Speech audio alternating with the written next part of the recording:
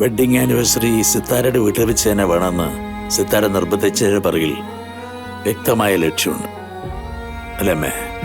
അത് പകൽ വെളിച്ചം പോലെ സത്യമല്ലേ? സിത്താരയുടെ ഉദ്ദേശം എന്താണെന്ന് മനസ്സിലാക്കാൻ ഇത്ര ബുദ്ധിമുട്ട് എന്താ? പക്ഷേ അത് ഞാൻ സമ്മതിച്ചു കൊടുക്കില്ലമ്മേ. എന്താ സിത്താരെ, എന്തു പറ്റി?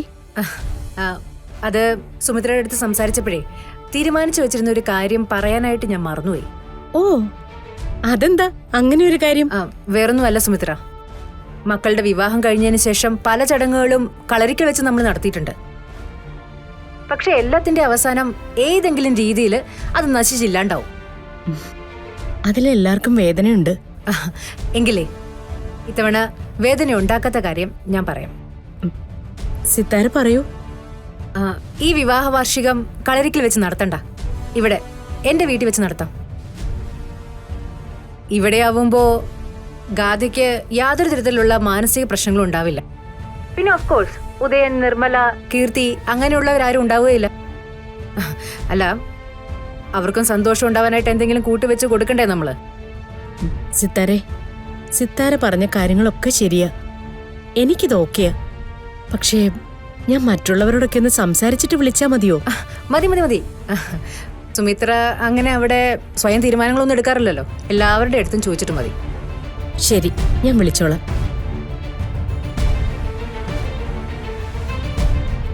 വിവാഹ വാർഷികം നടക്കുന്നത് ഇവിടെ തന്നെയായിരിക്കും. ആ ചടങ്ങില് ഗാഥയെ നമ്മൾ കൃഷ്ണയ്ക്ക് പകരം മാറ്റും.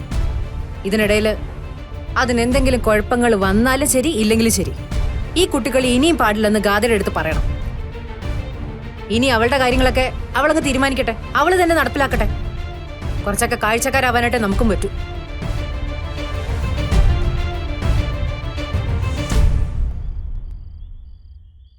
തിരുമേനി, നാളെ നവീന്റെ വിവാഹ വാർഷികമാണ്. ഇപ്പോഴത്തെ സാഹചര്യം അനുസരിച്ച് നവീൻ ആ വിവാഹ വാർഷികം ആഘോഷിക്കാൻ പോകുന്നത് അവൻ താലികെട്ടിയ പെൺകുട്ടിയുടെ കൂടെ തന്നെയാണ്. നന്നായി. നവീന്റെയും കൃഷ്ണയുടെയും ബന്ധം ഒന്നുകൂടി ദൃഢമാക്കാൻ എന്തെങ്കിലും മാർഗമുണ്ടോ? പരസ്പരം പിരിയരുത് എന്നൊരു തോന്നൽ അവരുടെ ഉള്ളിൽ വരാൻ. ഇനി ഒരിക്കലും കൃഷ്ണയും നവീനും തമ്മിൽ പിരിയാൻ പാടില്ല. അച്ഛനെന്ന നിലയിൽ അതെന്റെ കടമയാ. അതുകൊണ്ടാ ഞാൻ തന്നെ തിരുമേനിയെ കാണാൻ ഇറങ്ങിയത്.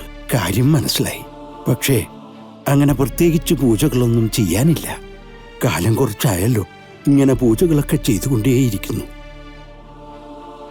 എന്തായാലും നാളെ വിവാഹ വാർഷികത്തിന്റെ ആഘോഷങ്ങളും ബഹളങ്ങളും തുടങ്ങുന്നതിന് മുമ്പ് ഒരു പൂജയാകാം. അത് ദമ്പതി പൂജയ്ക്ക് തുല്യമായ പൂജ തന്നെയാണ്. നമുക്കത് നടത്താം. ആർക്കും ഒരു ബുദ്ധിമുട്ടുണ്ടാവരുത്.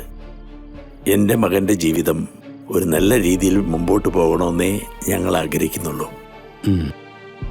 അതിൻ്റെ പേരിൽ ആരെയും തള്ളിക്കളയാനോ ഇല്ലാതാക്കാനോ ഒരു ശ്രമവും ഞങ്ങളുടെ ഭാഗത്തു നിന്നില്ല. തിരുമേനി പൂജയ്ക്കുള്ള സാധനങ്ങളൊക്കെ ഒരുക്കിക്കോളൂ. നാളെ ഇത് ചെയ്തേ പറ്റൂ. തടസ്സങ്ങളൊക്കെ ഉണ്ടാവും, ധൈര്യമായിട്ടിരുന്നോളൂ.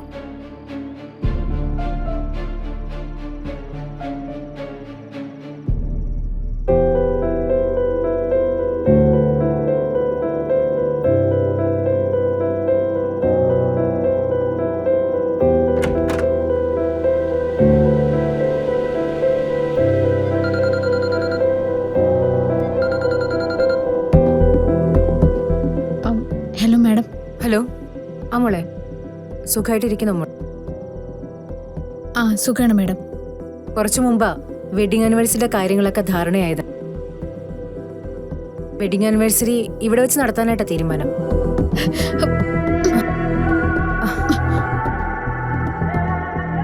ഞാനെന്താ ചെയ്യേണ്ടതെന്ന് മാഡം പറഞ്ഞാൽ മതി. വെഡിങ് ആനിവേഴ്സറിക്ക് നവീൻ മോക്ക് വാങ്ങിച്ചു തരുന്ന ഡ്രസ്സില്ലേ, അതിന്റെ പാറ്റേൺ മോളൊന്ന് ഇങ്ങോട്ട് അയക്കണം. അതേ ഡ്രസ്സ് ഗാഥമോക്ക് എടുക്കാനായിട്ടാ. ഗാഥ ആ ഡ്രസ്സ് ഇട്ട് കഴിഞ്ഞാൽ പിന്നെ ഒരു നിമിഷം പോലും ഗാഥമ്മോളുടെ സ്ഥാനത്ത് കൃഷ്ണൻ നിൽക്കാൻ പാടില്ല.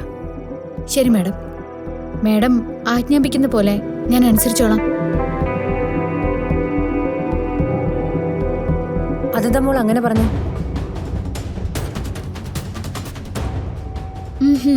അവളുടെ അഹങ്കാരം കണ്ടില്ലേ മമ്മി? മമ്മി പറഞ്ഞു തീരുന്നതിന് മുന്നേ അവൾ എന്തിനാ ഫോൺ കട്ട് ചെയ്തേ? നാളെ അവളെ ഇങ്ങോട്ട് കെട്ടിയെടുക്കുമല്ലോ. അപ്പൊ ഇതിനൊക്കെ മറുപടി കൃത്യമായിട്ട് ചോദിക്കണം. ഗാഥ പ്ലീസ്, എങ്ങനെയെങ്കിലും ഒരു അവസരം ഒത്തുവരിക. അവിടെ കണക്ക് പറഞ്ഞും ബഹളം വെച്ചും ആരും തോപ്പിക്കാനായിട്ട് നിൽക്കണ്ട. നോക്ക്, ഒരു കാര്യം ഞാൻ വ്യക്തമായിട്ട് പറയാം. ഇതിനപ്പുറത്തേക്ക് നവീന്റെ കൂടെ ജീവിക്കാൻ ഒരു ചാൻസ് മോളുടെ മുമ്പിൽ വരില്ല. പിന്നെ നീ പതുപോലായ എനിക്കതിൽ നിന്ന് കൈയെടുക്കാനേ പറ്റൂ. മമ്മി,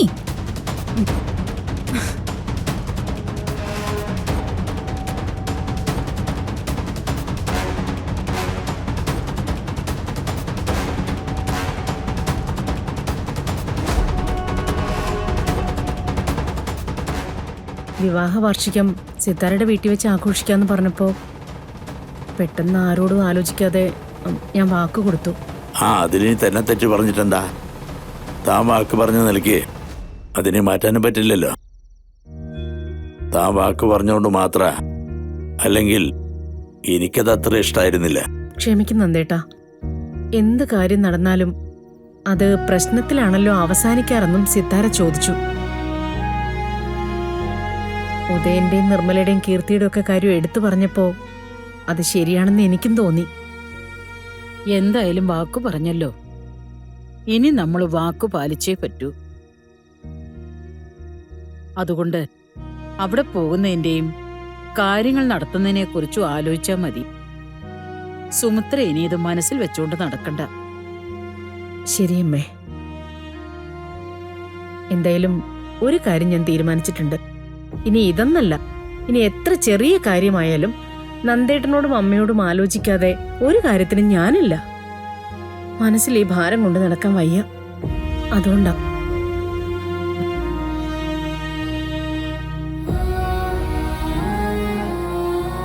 വെഡിങ് ആനിവേഴ്സറി സിത്താരയുടെ വീട്ടിൽ വെച്ച് തന്നെ വേണമെന്ന് സിത്താര നിർബന്ധിച്ചതിന് പിറകിൽ വ്യക്തമായ ലക്ഷ്യമുണ്ട്, അല്ലേ?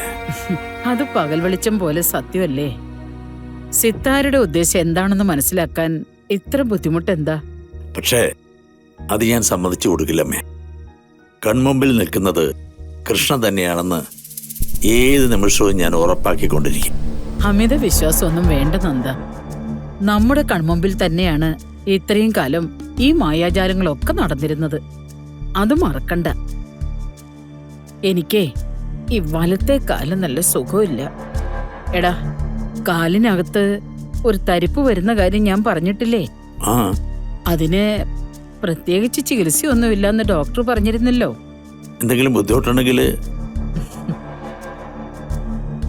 ബുദ്ധിമുട്ടുണ്ടെങ്കിൽ ഒന്ന് അയാളെ വിളിക്കണം. അപ്പോ കഴിച്ചുകൊണ്ടിരിക്കുന്ന മരുന്നിന് പകരം വേറൊന്ന് അയാള് പറയും. അത്രയല്ലേ ഉള്ളൂ. അത് ഞാൻ ചെയ്തോളാം. ഞാൻ പറഞ്ഞു വന്നതേ, എനിക്ക് അവിടേക്ക് വരാനോ ഇതിനൊക്കെ കാവലിരിക്കാനോ പറ്റില്ല. അതുകൊണ്ട് നിന്റെ ഭാഗത്തു നിന്നും ഒരു വീഴ്ച ഉണ്ടാവരുത്. ഇല്ലമ്മേ, വീഴ്ചയൊന്നും വരാതെ ഞാൻ നോക്കിക്കോളാം.